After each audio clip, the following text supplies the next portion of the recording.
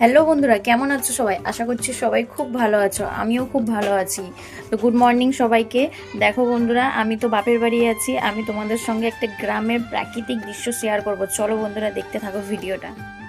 এই দেখো বন্ধুরা, আমাদের টালির চালের ওপর চাল কুমড়ো হয়েছে। এই যে মা ইটের ওপর উঠে চাল কুমড়ো পাচ্ছে।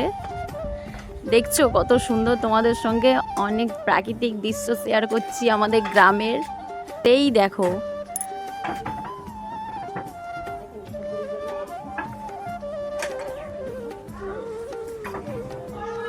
এই দেখো বন্ধুরা, এই যে এই চাল কুমড়োটা মা এখন পারলো।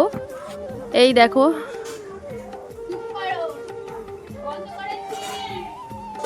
সো বন্ধুরা, এই চাল কুমড়ো দুটো পারলো। তোমরা তো দেখতেই পেলে, নিজেদের চালের চাষের জিনিসের খাওয়ার মজাই আলাদা।